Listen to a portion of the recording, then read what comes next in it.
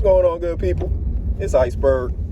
Cool 45-degree Tuesday morning here in North Carolina.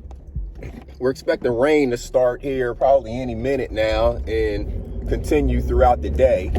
And the temperature is not really supposed to change much beyond what it is right now. I think the high may be about 48 and we're at 45. So it's going to be a cloudy, overcast, probably kind of dreary day with the rain, but we'll welcome the free water, of course. I don't know if you got the chance to check out my video from Sunday. I was talking about the frost that we expected, and we got some of it overnight on Sunday going into yesterday morning. And we expect some more here in the upcoming days. And on that video on Sunday, the thumbnail that I used, it was talking about frost tips, to help protect your flowers and gardens, during the frost. So one of the tips on there, it mentioned that watering your soil and keeping your soil moist is a way to help protect them, because damp soil is warmer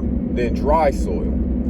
So that's one thing to keep in mind if you are using, say, like a container. If you're using container gardens outdoors, you have to make sure that you keep them moist. If you have the ability to bring them indoors, of course, that's best. If you can just bring them inside and keep them away from the frost altogether, that's best.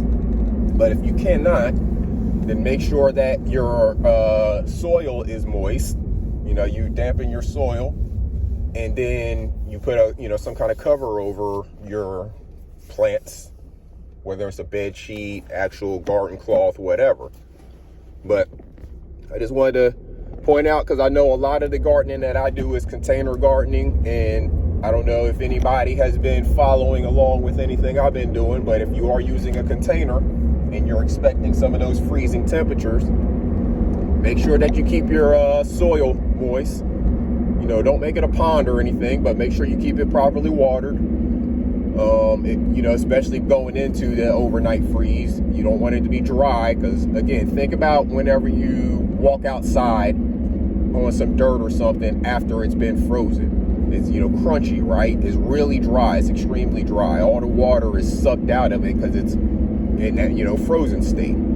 So if you actually have it properly watered, then you're better off. So with container gardens, because the air can get all the way around it, it freezes the entire thing like a block.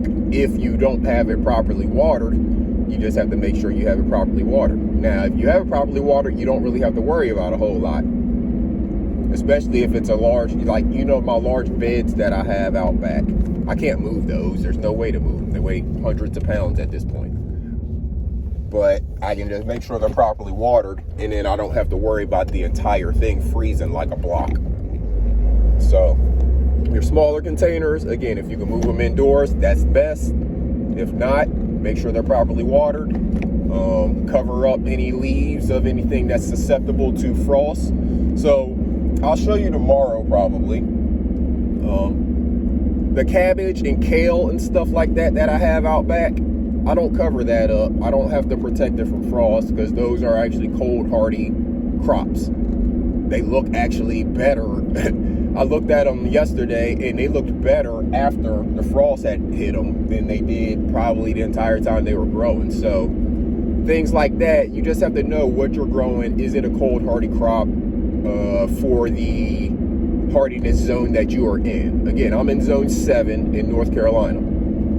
So our temperatures get moderately cold. We're nowhere near like up north where they may be in zone 4, and they get snow. They're maybe getting snow now.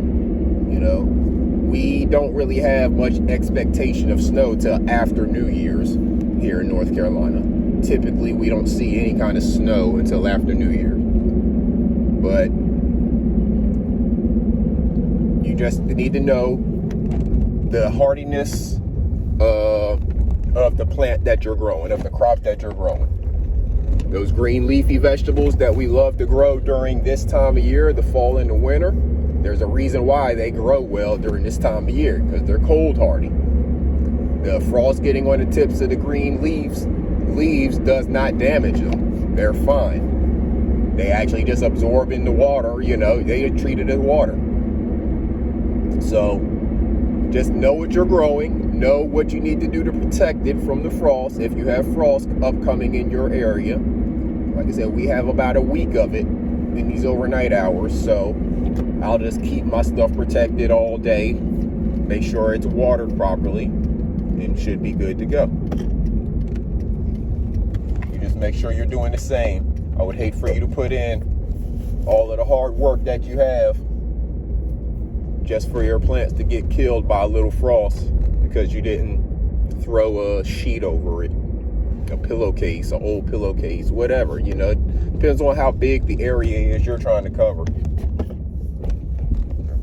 But just make sure you're doing your research. Make sure once you put the seed in the ground, yes, your physical work is very limited after that, you know, other than checking on it, pruning it, watering it.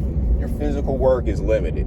But then you have to start actually studying. You have to study what it is you planted, what you have to do to take care of it, if you need to fertilize it or treat it in any ways, what pests to look for, what diseases to look for. That's the type of stuff that you just need to read. You can research, you can watch YouTube videos, you can just pick up a book, whatever. The information is available. You can talk to local gardeners and farmers.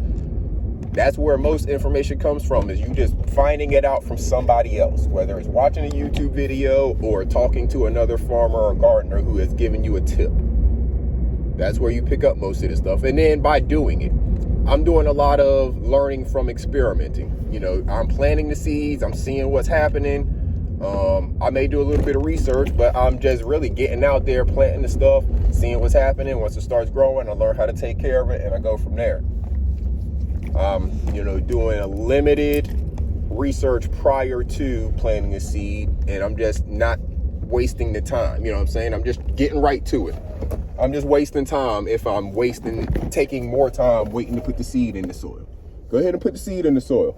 Once it starts growing and you see the green start sprouting up, it should motivate you to learn, all right, what do I need to do next?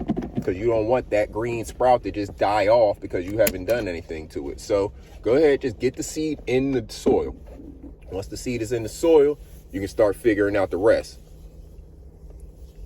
So make sure you're protecting your plants. If you got those containers, make sure you bring them inside, or make sure you water them thoroughly. For your outdoor stuff, if you need to cover anything, make sure you cover it. Make sure you water your soil as well, so it doesn't freeze up and become a hard rock around the roots of your plants, because that's what's going to kill it. If it doesn't have any moisture around the roots, because all of the soil is frozen, then the roots are going to start to die, and then if the roots die, your plant dies.